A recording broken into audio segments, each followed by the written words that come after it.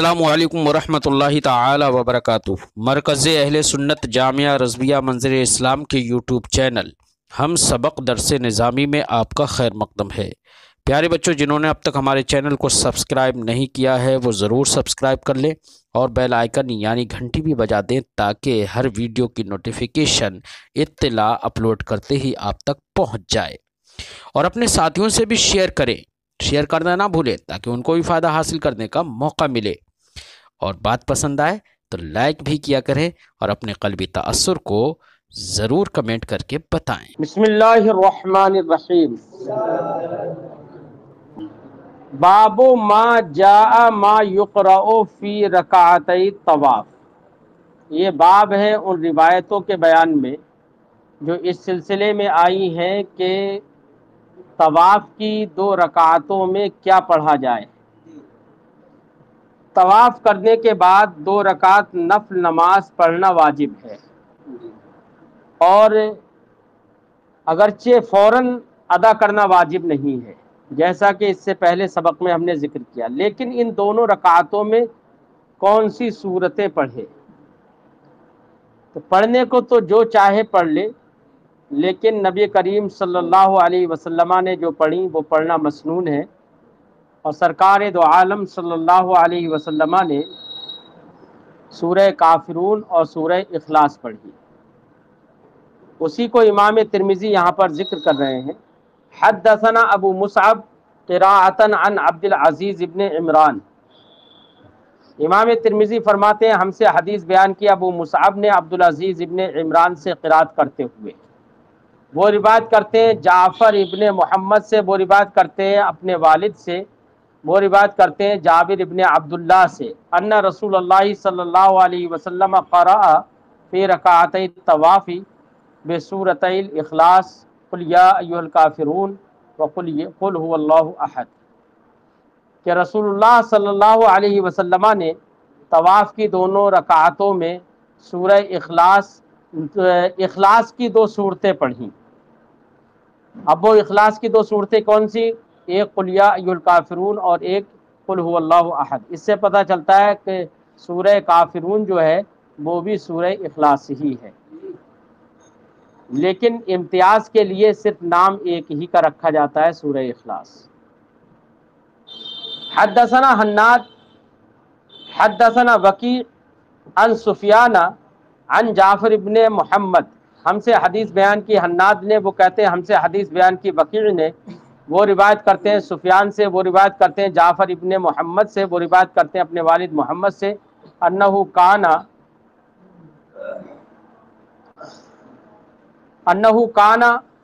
یستحب ان یقرأ فی رکعتي الطواف بقل یا ایھا الکافرون وقل هو اللہ احد۔ وہ یہ اچھا سمجھتے تھے کہ طواف کی دونوں رکعتوں میں قل یا ایھا الکافرون اور قل هو اللہ احد پڑھا جائے۔ ان حدیثوں سے یہ سمجھ میں آیا، ایک خاص بات یہ سمجھ میں آئی کہ سورت کا نام تو سورہ کافرون بھی ہے، سورہ اخلاص بھی اس کا نام ہے قل هو اللہ احد کا، لیکن قل هو اللہ احد سے یہاں پر تعبیر کیا گیا، تو اس کا مطلب یہ ہے کہ قل هو اللہ احد صرف اتنا ہی پڑھنا کافی نہیں ہے، بلکہ قل هو اللہ احد یہ پوری سورہ کا ایک علم ہے۔ جب پوری سورہ کا ایک علم ہے تو اب جب جیسے یہاں پر یہ کہا جا رہا ہے کہ سورہ قل هو اللہ احد پڑھنا مستحب ہے، اور اس سے مراد ہے پوری سورہ پڑھنا، تو اب اس سے ایک بات ہم دوسرے مسئلے کی طرف ذہن لے کے جانا چاہتے ہیں۔ ایک حدیث پاک میں یہ فرمایا گیا من قال لا الہ الا اللہ دخل الجنہ، جس نے لا الہ الا اللہ کہا وہ جنت میں داخل ہوگا۔ وہاں پر بھی محدثین نے یہی کہا ہے، ورنہ تو کچھ مطلب وہاں پر سمجھانے کا یہ مطلب ہے کہ کوئی اس سے یہ نہ سمجھ جائے کہ صرف لا الہ الا اللہ کہنا ہی جنت میں داخل ہونے کا سبب ہے، بلکہ لا الہ الا اللہ وہ پورے کلمہ طیبہ کا علم ہے۔ جب کلمہ طیبہ کا علم ہے تو مراد اس سے یہ ہے کہ پورے کلمہ طیبہ پڑھنا، یعنی اللہ کی توحید بھی بیان کرنا، ساتھ ہی ساتھ رسول کریم صلی اللہ علیہ وسلم کی رسالت کا اقرار بھی کرنا۔ لہذا کسی نے صرف لا الہ الا اللہ کہہ دیا اور انتقال ہو گیا تو وہ مومن نہیں مانا جائے گا، اور اس کا صرف لا الہ الا اللہ کہہ دینا یہ دخول جنت کا باعث صرف نہیں بنے گا، اس سے مراد ہے پورے کلمہ طیبہ کا پڑھنا۔ اچھا، کلمہ طیبہ کے پڑھنے کے سلسلے میں بھی ہمارے محدثین نے صراحت کر دی ہے کہ کلمہ طیبہ صرف پڑھ لینے کا نام نہیں ہے ایمان لانا، بلکہ کلمہ طیبہ سے مراد ہے تمام تر مقتضیات کلمہ طیبہ کو انجام دینا اور بجا لانا، اور وہ ہے ما جاء بہ النبی صلی اللہ علیہ وسلم، کیونکہ نبی کی رسالت کا اعتراف کرنے کا مطلب یہی ہے کہ نبی جو کچھ لے کر آئے ہیں ان کو مان لینا۔ اس لیے ہمارے محدثین نے کہا کہ کوئی شخص اگر کلمہ طیبہ کا ورد بھی کرتا ہے، کلمہ طیبہ پڑھ چکا ہے، لیکن ضروریات دین میں سے اگر کسی کا انکار کرتا ہے تب بھی وہ مومن نہیں ہوگا۔ ان تمام تر روایتوں سے استدلال اس طریقے سے کیا جا سکتا ہے۔ قال ابو عیسیٰ، امام ترمذی فرماتے ہیں وہذا اصح من حدیث عبد العزیز ابن عمران، یہ حدیث عبد العزیز ابن عمران کی حدیث سے اصح ہے، وحدیث جعفر ابن محمد عن ابی فی ھذا اصح من حدیث جعفر ابن محمد عن ابی، اور جعفر ابن محمد عن ابی اس باب میں اصح ہے جعفر ابن محمد عن ابی عن جابر، اس سند سے جو حدیث ہے اس سے اصح وہ والی سند کے ساتھ ہے۔ عن النبی صلی اللہ علیہ وسلم و عبد العزیز ابن عمران ضعیف، کہہ رہے ہیں کہ یہ والی صحیح ہے، اصح ہے، اور وہ عبد العزیز ابن عمران والی حدیث سے یہ اصح ہے۔ اس کی وجہ یہ ہے کہ عبد العزیز ابن عمران جو راوی ہیں وہ ضعیف ہیں فی الحدیث، حدیث میں۔ باب ما جاء فی کراہیت الطواف عریانہ، یہ باب ہے ان روایتوں کے سلسلے میں جو اس سلسلے میں آئی ہیں کہ طواف ننگے ہو کر کرنا مکروہ ہے، ننگے ہو کر کرنا مکروہ ہے۔ ننگے ہو کر طواف کرنا یہ زمانے جاہلیت کا ایک شیوا تھا، وہ لوگ ننگے ہو کر کے بھی طواف کرتے تھے، اور ان کا طریقہ ہی الگ تھا، طواف تو کرتے تھے لیکن ننگے ہو کر کے بھی کرتے تھے۔ قرآن نے فرمایا ما کانت صلاتهم عند البیت الا مکاء و تصدیہ، یہی ہے ان کی نماز خانہ کعبہ کے پاس تو صرف سیٹی بجانا اور تالیاں بجانا تھی، تو سیٹیاں بجاتے تھے نا، یہ ان کی نماز اور یہ ان کی عبادت تھی۔ تو زمانہ جاہلیت کا الگ مسئلہ ہے تو وہ ننگے ہو کر، لیکن نبی کریم صلی اللہ علیہ وسلم نے حضرت علی رضی اللہ تعالی عنہ کو سن 9 ہجری میں یہ پیغام لے کر بھیجا خانہ مکہ مکرمہ کہ آج کے بعد اب نہ مشرکین مسلمانوں کے ساتھ مل کر خانہ کعبہ کا طواف کریں گے، اور نہ ہی آج کے بعد کوئی ننگا ہو کر خانہ کعبہ کا طواف کرے گا۔ یہ سرکار نے بیان خط میں لکھوا کر اور حضرت علی کو لے کر بھیجا تھا۔ تو اب ننگے ہو کر خانہ کعبہ کا طواف نہیں کیا جا سکتا، جیسے نماز کے لیے ستر عورت لازم ہے ایسے ہی طواف کے لیے بھی ستر عورت لازم ہے۔ اس لیے کچھ فقہا نے اس مسئلے میں، مثلا کوئی طواف کر رہا ہے اتفاق سے اس کا کوئی ستر کھل گیا، عورت کھل گئی، تو اب ایسی صورت میں کیا عورت کے کھل جانے کے بعد، اور وہ کھلی بھی رہی، صرف تھوڑا ہٹا اور ڈھک گیا تو وہ تو نماز میں بھی معاف ہے، لیکن کھل گئی اور کھلی رہی تو کیا اس کا طواف ہوگا یا نہیں؟ تو بعض ائمہ نے یہ کہا کہ اس کا طواف نہیں ہوگا، اس کا طواف ہوگا ہی نہیں، لیکن اکثر ائمہ نے یہ کہا کہ طواف ہو جائے گا، لیکن دم دینا اس پر لازم ہوگا، دم دینے سے وہ دم دینا اس کے لیے کافی ہو جائے گا، اور بعض لوگوں نے کہا دم دینا بھی کافی نہیں ہوگا۔ حدثنا علی ابن خشرم، ہم سے حدیث بیان کی علی ابن خشرم نے، وہ کہتے ہیں ہم سے حدیث بیان کی سفیان ابن عیینہ نے، وہ روایت کرتے ہیں ابو اسحاق سے، وہ روایت کرتے ہیں زید ابن، کیا لکھا ہے رے، افع سے، قال انہوں نے کہا سألت علی جن، میں نے حضرت علی سے پوچھا بأی شیء بعث رسول کریم بأی شیء بعثت، رسول کریم صلی اللہ علیہ وسلم کی جانب سے کون سی چیز لے کر تم کو بھیجا گیا؟ میں نے ابھی ایک واقعہ بتایا تھا، اسی کا ذکر ہے۔ قال، حضرت علی نے جواب میں ارشاد فرمایا بأربع، 4 چیزیں لے کر مجھے بھیجا گیا، کیا؟ لا يدخل الجنہ الا نفس مسلمہ، ایک تو یہ کہ جنت میں صرف نفس مسلم ہی داخل ہوگی، کافر جنت میں داخل نہیں ہوگا۔ ولا یطوف بالبیت عریان، اور ایک یہ بات لے کر مجھے بھیجا گیا کہ خانہ کعبہ کا طواف ننگا آدمی نہیں کرے گا۔ ولا یجتمع المسلمون والمشرکون بعد عامہم ھذا، اور آج اس سال کے بعد مسلمان اور مشرکین جمع ہو کر ایک ساتھ طواف نہیں کریں گے، جمع نہیں ہوں گے اس میں۔ ومن کان بینہ وبین النبی صلی اللہ علیہ وسلم عہد فعہدہ الی مدتہ، اور چوتھی بات یہ لے کر مجھے بھیجا گیا کہ نبی صلی اللہ علیہ وسلم، کسی شخص اور نبی کے درمیان جو معاہدہ ہے تو اس معاہدے کی جو مدت ہے اس مدت تک وہ چلتا رہے گا، اس مدت تک۔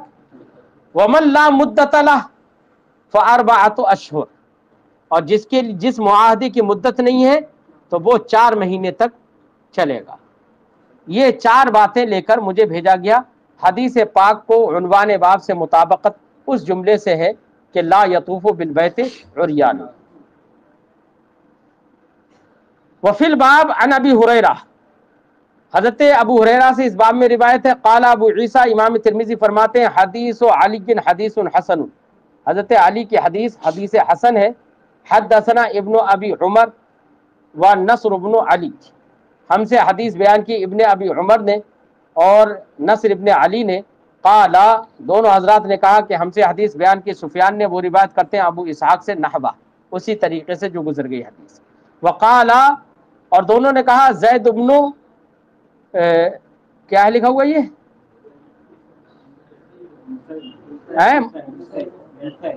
یا سے یوسع، اور دونوں نے کہا زید ابن یوسع، اور اوپر کیا گزرا؟ افع۔ ہاں، تو یہ ناموں میں فرق ہے، یہاں پر یوسع کہا اور وہاں پر افع کہا۔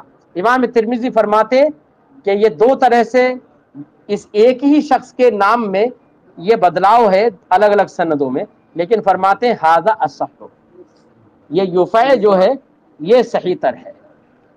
قال ابو عیسیٰ، امام ترمذی فرماتے ہیں وشعبہ وہم فیہ، شعبہ نے اس میں وہم کیا ہے۔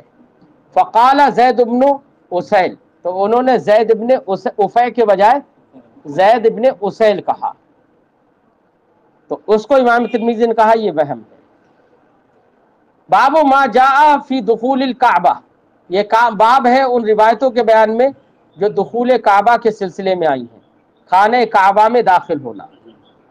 خانہ کعبہ میں رسول کریم صلی اللہ علیہ وسلم داخل ہوئے اور نماز پڑھی، تو داخل ہونے کا تو ثبوت بالاتفاق ہے کہ رسول کریم صلی اللہ علیہ وسلم خانہ کعبہ میں داخل ہوئے۔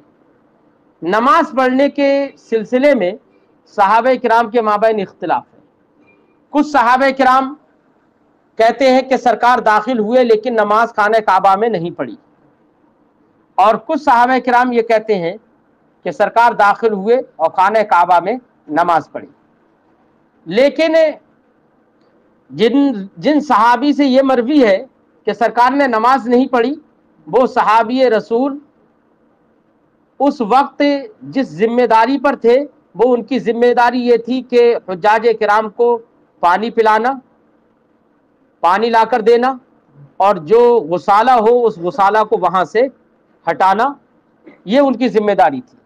انہوں نے کہا کہ رسول کریم صلی اللہ علیہ وسلم نے نماز خانہ کعبہ میں نہیں پڑھی، لیکن جن صحابی رسول کی ذمہ داری یہ تھی کہ وہ نبی کریم صلی اللہ علیہ وسلم کے ساتھ رہے، ان سے یہ روایت ہے کہ سرکار نے خانہ کعبہ میں نماز پڑھی، اور انہوں نے یہ بھی بتایا کہ یہاں پر نماز پڑھی۔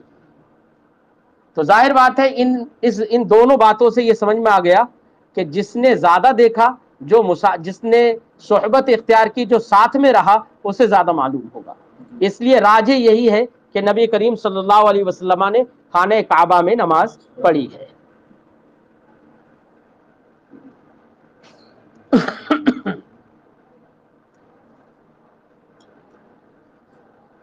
کہاں گیا بھائی؟ حدثنا ابن ابی عمر، ہم سے حدیث بیان کی ابن ابی عمر نے، وہ کہتے ہیں ہم سے حدیث بیان کی وکیل نے، وہ روایت کرتے ہیں اسماعیل ابن عبد الملک سے، وہ روایت کرتے ہیں ابن ابی ملیکہ سے، وہ روایت کرتے ہیں حضرت عائشہ سے، قالت انہوں نے کہا خرج النبی صلی اللہ علیہ وسلم من عندی، رسول کریم صلی اللہ علیہ وسلم میرے پاس سے نکلے، وہو قریر العین طیب النفس، اس حال میں کہ سرکار کی آنکھوں کو بھی قرار تھا اور نفس بھی مطمئن تھا۔ فرجع الیہ، پھر لوٹ کر سرکار میری طرف آئے، وہو حزین، اس حال میں کہ سرکار پر آثار حزن تھے، فقلت لہ، تو میں نے عرض کیا سرکار سے کہ یہ کیا معاملہ ہے؟ فقال انی دخلت الکعبۃ، تو کہتے ہیں کہ سرکار نے فرمایا کہ میں خانہ کعبہ میں داخل ہو گیا، ووددت انی لم اکن فعلت، اور میری چاہت یہ ہے کہ میں یہ نہیں کرتا، داخل نہیں ہوتا، انی اخاف ان اکون اتبعت امتی من بعدی، مجھے یہ اندیشہ ہے کہ میں نے اپنی امت کو، اپنے بعد والی امت کو میں نے مشکل میں ڈال دیا، اس کا اندیشہ ہے مجھے، کیونکہ خانہ کعبہ میں داخل ہوا، اور خانہ کعبہ میں آنے یہ بھی سرور کائنات صلی اللہ علیہ وسلم کی غیب کی نگاہوں کا کمال ہے۔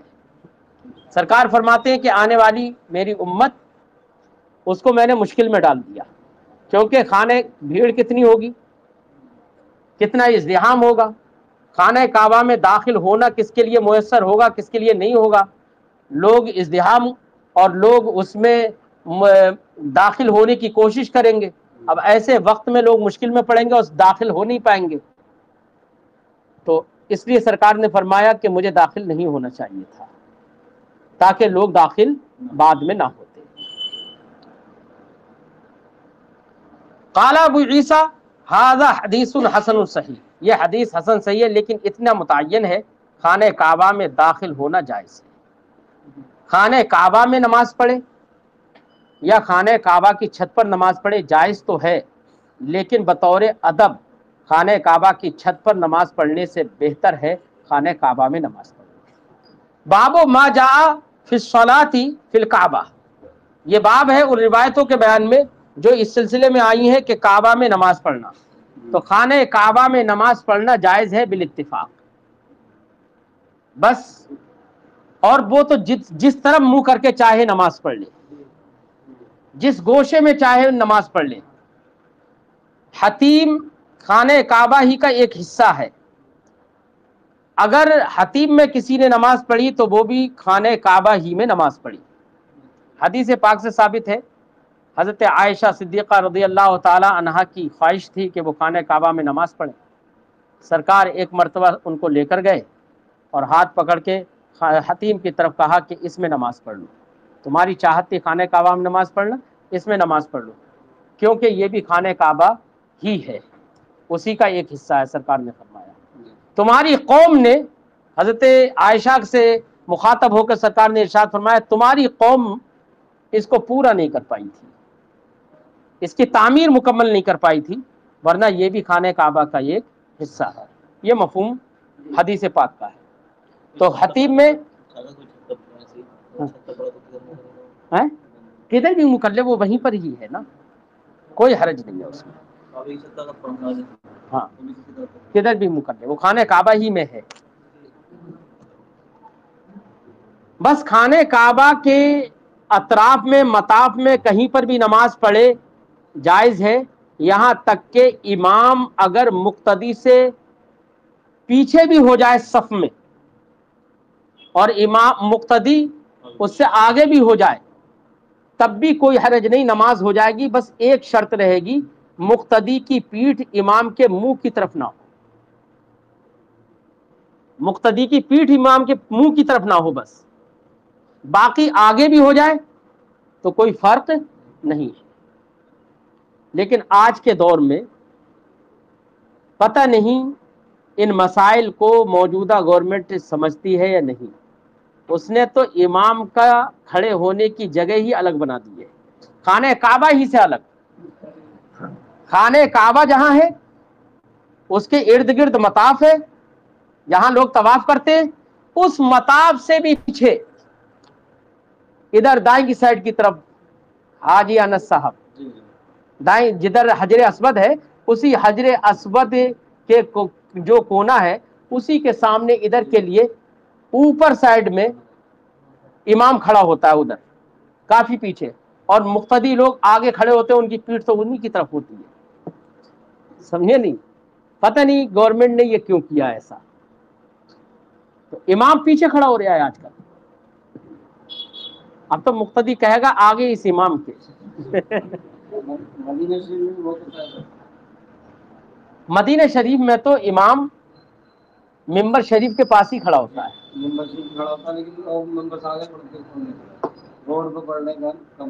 ہاں ویسے تو لوگ آگے بھی پڑھتے رہتے ہیں. بہرحال امام کے منہ کی طرف اگر مقتدی کی پیٹھ ہے تو اس کی نماز نہیں ہوگی. ہاں چلیے خیر. تو ہم لوگ تو پڑھتے ہی نہیں ہیں ان کے پیچھے جا کے، سمجھے نہیں. حدثنا قتیبہ حدثنا حماد بن زید، ہم سے حدیث بیان کی قتیبہ نے، وہ کہتے ہیں ہم سے حدیث بیان کی حماد ابن زید نے، وہ روایت کرتے ہیں عمرو ابن دینار سے، وہ روایت کرتے ہیں عبداللہ ابن عمر سے، عن بلال، وہ حضرت بلال سے روایت کرتے ہیں ان نبی صلی اللہ علیہ وسلم صلی فی جوف الکعبہ، رسول اللہ صلی اللہ علیہ وسلم نے جوف کعبہ میں، کعبہ کے بیچ میں نماز پڑھی جا کر.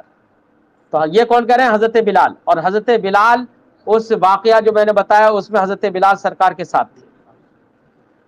قال ابن عباس، حضرت عبداللہ ابن عباس نے کہا لم یصلی، سرکار داخل تو ہوئے تھے لیکن نماز نہیں پڑھی تھی.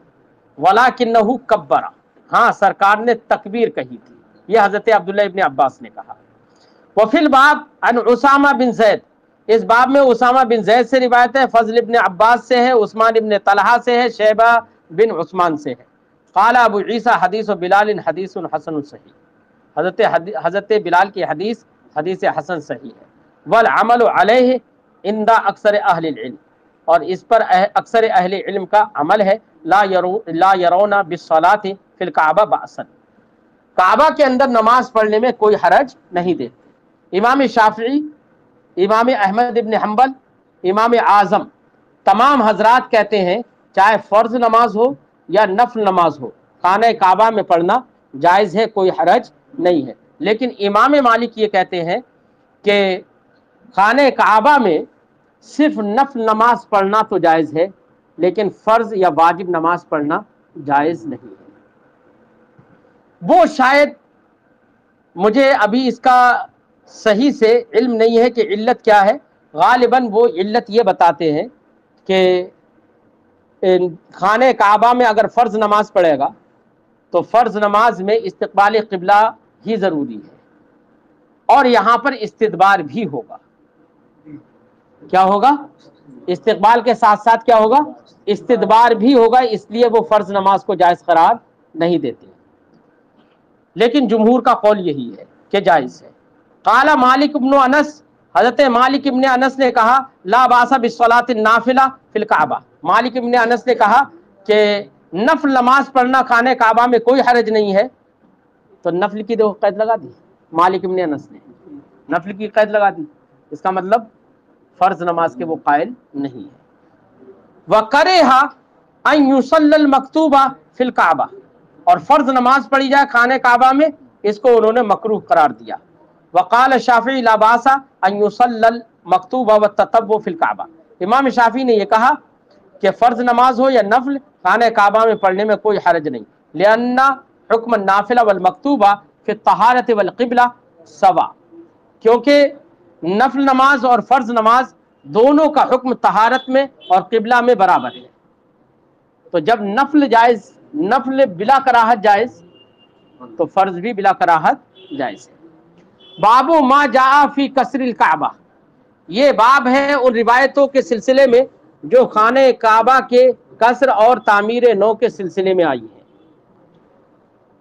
رسول کا ایک امام بخاری نے ایک حدیث ذکر کی ہے صحیح بخاری میں، اس میں یہ ہے کہ رسول کریم صلی اللہ علیہ وسلم نے یہ خواہش ظاہر کی تھی کہ اگر مجھے لوگوں کے فتنے کا اندیشہ نہ ہوتا تو میں خانہ کعبہ کے 2 دروازے بناتا، ایک سے لوگ داخل ہوتے اور ایک سے نکلتے، لیکن لوگوں کہیں قوم بھڑک نہ جائے، فتنے کا اندیشہ ہے، بہت سارے لوگ جو محبت رسول دل میں نہیں رکھتے وہ لوگ چیمی گوئیاں کریں گے، تانا زنی کریں گے، اس لیے سرور کائنات صلی اللہ علیہ وسلم نے یہ کام نہیں کیا۔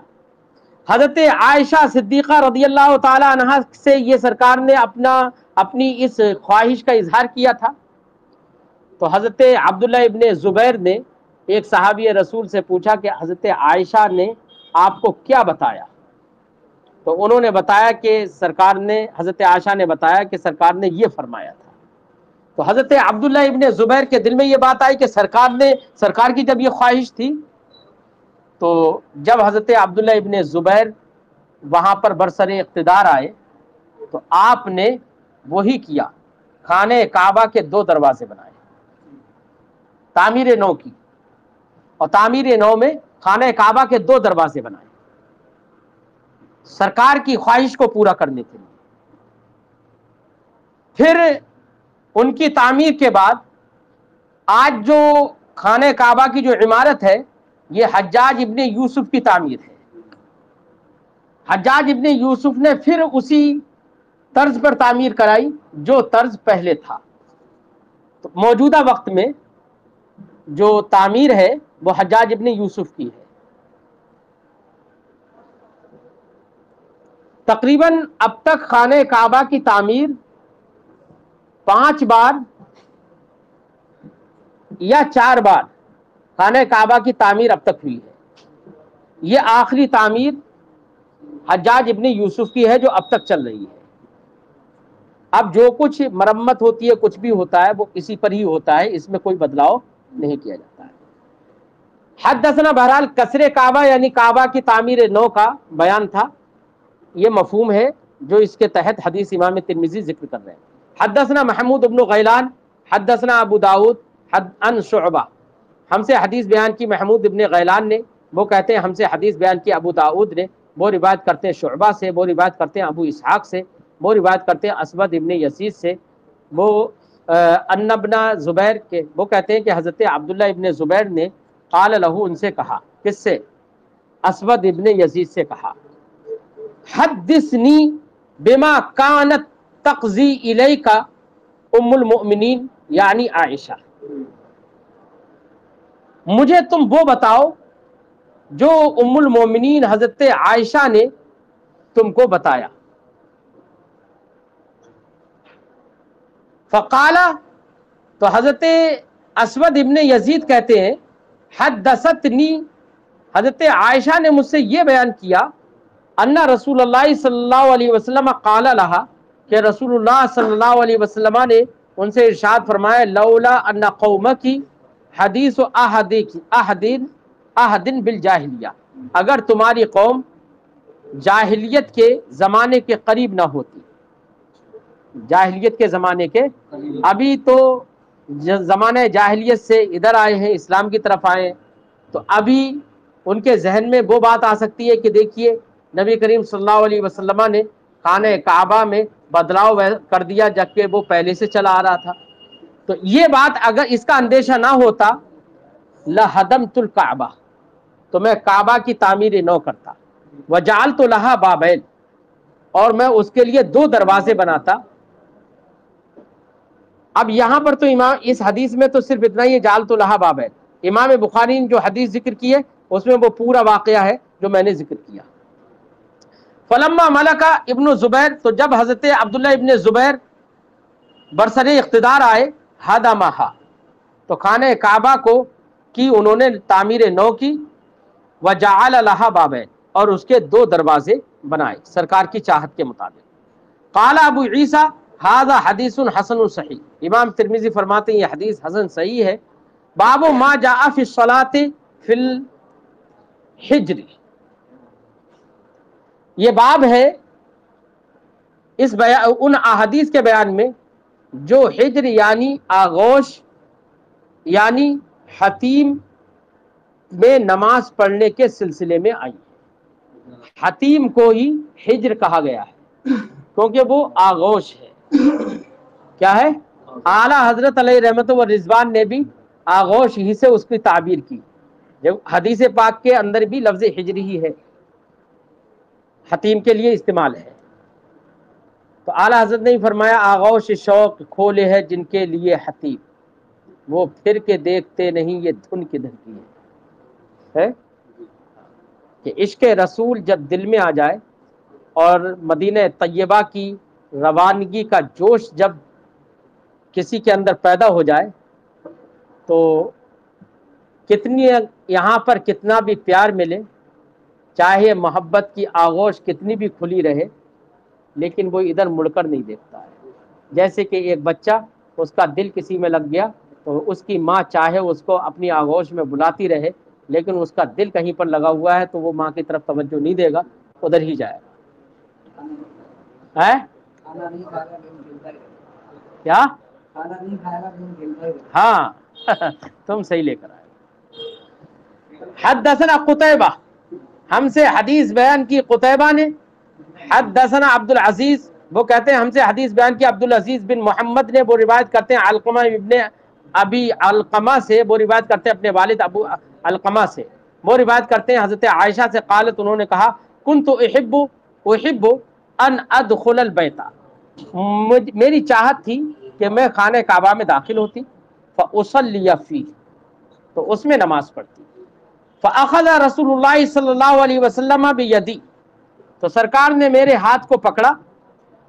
فادخلنی الحجر، تو سرکار نے مجھے آغوش میں یعنی آغوش کعبہ میں مجھے داخل کیا، یعنی حتیم میں داخل کیا.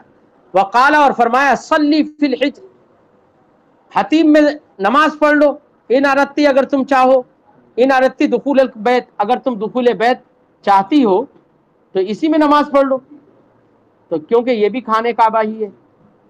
فإنما هو قطعة من البیت، کیونکہ یہ بھی خانہ کعبہ کا ایک حصہ ہے. ولکن قومک استقصروا، لیکن تمہاری قوم اس کو پورا نہیں کر پائی. حین بنو الکعبہ، جبکہ انہوں نے خانہ کعبہ کی تعمیر کی. فاخرجوہ من البیت، تو انہوں نے، اتنا پیسہ نہیں تھا، اصل میں پیسے کی کمی تھی جس کی وجہ سے اس کی تعمیر نہیں کر پائے. فاخرجوہ من البیت، تو اس نے حصے کو انہوں نے خانہ کعبہ سے نکال دیا تھا. قال ابو عیسیٰ ھذا حدیث حسن صحیح. وعلقمہ ابن ابی علقمہ، وہ علقمہ ابن بلال ہیں،